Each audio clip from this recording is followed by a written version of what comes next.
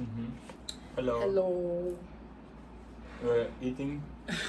And we're gonna talk actually. We're on lunch and we're gonna answer some philosophical questions about love. I have things written down. I'm gonna be reading them. Mm-hmm.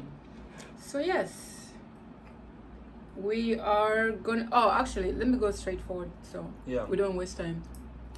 Things we didn't know about love until we met. Things I didn't know about love. Mm.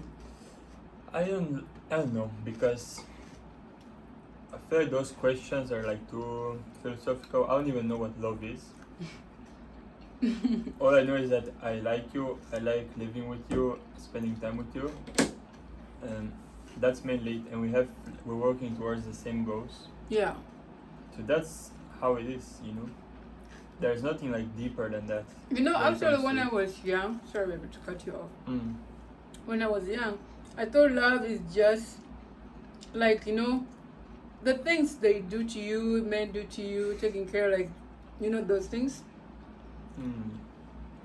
But now, as an adult, I realize those things actually don't even matter a lot. Mm. Yes, they're part of the relationship, they're part of the process. But these things happen at the beginning, this kind of, sweet, cute things. I mean, Teddy does still do those things for me. Yeah, but doing those things at the beginning, when you're trying to get something, and you're trying to appease that person to solidify the relationship, in the beginning when you don't know them, being overly nice, gifts, dates, putting in so much effort, those things fizzle out quickly though. Especially when you live together. I know some people date for like years and they don't even live together. Like every weekend they just go on dates and they keep doing that for years. But when you move in together, when you're living together, when so much time has passed and you know each other so well, all those things kind of lose value. They become minor. Yeah, they become minor. Like it's nice to do for your partner, but it's not everything, and it doesn't mean a lot. So it just depends on what stage the relationship is. But I don't think it's love. I wouldn't say doing things for your partner necessarily to be love. But obviously doing things is always nice. Oh, our love languages. I think we spoke about it many times. Yeah, we spoke about it many times. Our love languages are definitely different. For me, I like doing things for people I love, like making a meal, feeding Teddy. Actually, I love feeding him. Like, behind the camera, we usually sit together, eat on my legs on his lap, and just eat together. I mean, for me, that's not my love language, but I don't mind it. I don't hate it, you know. Yes. So it's okay. My love language would be like physical touch or just words of affirmation. I mean, I like when you touch my hair, yeah. What else? So yes. Parenting thoughts. Parenting thoughts? Gonna be a good parent. I feel like we're gonna be a good balance. You're gonna be the very strict parent, and your approach is gonna be way more aggressive when it comes to how you enforce your authority over our children. While me, I'm gonna be more like your translator. No, I don't want to be my own, sorry. I'm gonna be not more lenient. Like, we're gonna discuss things and agree this is what we're gonna do, this is what we're not gonna allow our children to do, this is what we're gonna allow them, this is what we're gonna do. But our approach, how we deliver it to our children, will be different. And I'm gonna be more of an approach where I will have to make my children understand why we're making these decisions. And I feel that doesn't exist in African households where you grew up, where it's all about, the parent has all the authority and the children are basically... They need to follow. Yeah, they must follow. Whatever our parent says, what we do. If you don't do it, you're whipped. Our children will have a bit more freedom of that, and they will definitely have especially as they grow up, they'll definitely have the right to debate us on a certain decision and give their opinion. Yes, I feel like my mom had that kind of parenting where our voices are very important. My mom wanted us to speak. Literally, we exchange words in my household with our mother. With our father, we barely talk. Like, we don't even say anything. So my mom raised us with a voice. Like, we always need to say something. If she's wrong, my mother will apologize. I'm telling you, my mom will apologize. I'm sorry, I think I was wrong. Like that. Mm. But yes, What other I question do think you have? we're gonna be amazing parents. The full I think the balance will be good Mm. between us. The balance will be great. Next is business passion projects we would like to start together. Oh my God, should we speak about We can this? speak. It's fine. Okay. I mean, there's many. I'm even starting a business right now, but it's not really like a passion thing. When it comes to passion projects, I would say we want to start a coffee shop, Mm. and we were thinking about doing it in my home country, in Bulgaria. But the more I learn about Bulgaria, the more I'm incentivized to do it. But at the same time, I still think it can be successful and profitable because the businesses in Bulgaria are horrible. Every business owner in Bulgaria is clueless about business, so the competition is very low level, especially in that field. And why coffee shop exactly is because I live in Korea right now for 2 years, and I was thinking, what am I gonna miss the most from Korea if I were to go back and live in my country of Bulgaria? And it's gonna be the coffee. The coffee culture in Korea is extremely advanced. Teddy's obsessed with coffee. Yeah, I'm obsessed with coffee, but the coffee culture in Korea is extremely advanced. There's coffee shops like on every corner, like 5 of them, like right next to each other. Yes, I don't know how that competition There's goes. over 100,000 coffee shops, separate coffee shops in Korea, I believe. Like that was from like a few years ago that number came out. And it's that such thing doesn't exist in Bulgaria. Like the coffee shops that exist in Bulgaria are very limited menu, the quality is questionable. The coffee culture in Bulgaria is just these small cups of hot espresso, and that's what you get. Like Bulgarians are not used to drinking coffee the way Koreans drink coffee. So obviously if you go to Bulgaria and start a business and just copy all the Korean coffee shops, because all the Korean coffee shops are basically the same, it's the same pattern, you just copy paste it. If you copy paste the same thing in Bulgaria, it would be a bit difficult at first to get like customer base because Bulgarians are not used to it, this type of style of a coffee shop, but I think it can do really well over time. There's definitely high potential for it. The problem with Bulgaria is that it's extremely corrupt country. It's basically like Africa. Some of African countries. Yeah.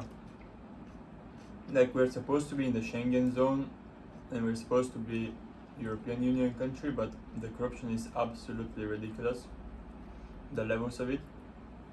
And it comes from like the highest levels of government. I mean, I don't want to get into politics, but usually in other countries, the mafia racketeers the politicians. But in Bulgaria, the politicians are the ones who racketeer the mafia. That's weird. Yes, so. But Oh my God.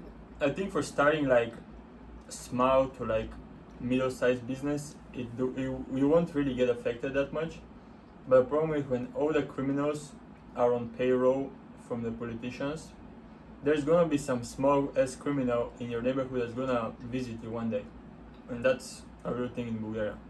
And they're gonna demand something from you, otherwise they're gonna do something to you. Or your family. Yeah, and that's just how it is. Bulgaria is basically a third world country when it comes to corruption. Although the economy there's definitely high potential for Bulgaria when it comes to economy and the way that everything is set up, like the economic climate. There's definitely potential for a lot of growth in the upcoming years, but corruption is crazy. And the thing is, Bulgarians don't really vote. They gave up on voting because everybody is corrupt, so there's nobody to vote for. So the current percentage of voters is 30%, which is extremely low. So when such little percentage of the population are voting, makes it extremely easy to manipulate and manipulate elections, because like buying X amount of votes is such a large percentage of the votes. But I feel like that brings us to the question that somebody said: which country do you want to live? Where do you want to live? Where do we see ourselves? I feel like every country has very big pros and cons, and I like Korea right now mainly because of the safety. It's very safe, very clean, very convenient. The only downside to Korea is that it's a mono-ethnic society and we're just two foreigners living here. Yeah. So of course we're always gonna be foreigners. Yes. And we don't know actually when we're gonna... Like, you cannot fully integrate into Korean society. No matter how long you live here, you'll always be a foreigner. Like, for example, if you move to, let's say, the UK, and you live there for 10 years, you can call yourself British, like, nobody's gonna know. Yeah. Nobody's gonna question you. In Korea, even if you are born here, Especially with my black eyes, oh my god. I mean, yeah. In Korea, even if you are born here, let's say we have a child here and they're a full-on Korean citizen, and they've been born here and they lived here their entire life, they'll still be a foreigner because ethnically they won't be Korean. And that's one of the downsides. The other downside is when it comes to the working situation, the working visas are very specific here. And foreigners have a lot of restrictions when it comes to labor in Korea. So that kind of can restrict you financially.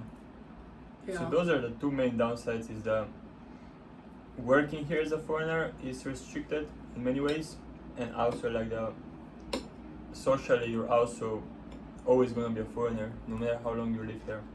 But other than that, I don't think we don't think of having children here in Korea. Yeah. I mean, we're not thinking about having children in Korea, but then when I think about where do I want to have children, and the answer is nowhere. So that's the problem that we're facing, is that every country is horrible. And if you say any of the other more inclusive Western countries, a lot of our viewers suggest, oh, go to the UK. There's so many different, there's many black people, many mixed couples. Your children will be fine in the UK. Yeah, they will be fine, but UK has so many other issues. Same with America, same with any other Western European country, same with Australia. Or those countries Canada have so many issues. Oh my, and Canada, I don't even want to talk about Canada. Not partially the economic part of it. Not only it's economic, like the safety too. Like, economically, they're cooked, these countries, in a way. Especially when it comes to housing. Housing is absolutely ridiculous in those countries. I mean, Korea housing is other terms, yes. In Korea it's different. The system when it comes to housing is way different in Korea. But for example, housing is really bad in those countries. Safety is absolutely ridiculously bad right now. Like, Western Europe used to be very safe, now it's not. I don't know, maybe Africa. No. I don't know, I don't mind going to Africa. Yeah, but Africa is just not developed though. Yes, I mean the other opportunities. Anyway, the next question and the last one, they say our individual dreams, goals with our couple goals. Okay, you go first with your individual things. So yes, actually we do a little bit. I have a modeling career going on, and of course my modeling career comes after my relationship, my family, because I have to work on myself than my job. That's how somebody said before. They say work on yourself more than your job. So I would rather work so hard in my family than my job. So my individual career is actually us stabilizing ourselves and get money. I want to be a stay-at-home wife who makes money as well. So I need to figure out how to get that kind of money coming. And yes, I will always be a model. Like, I will be pregnant being a model. I will be an old lady being a model. The old models. So yes, my career is after my relationship. And yes. But what are your personal goals though? Those are individual goals, career goals. Okay. Yeah. So my goals are mixed with his, because I'm gonna be a mother and the future of my kids will be very important than my own myself.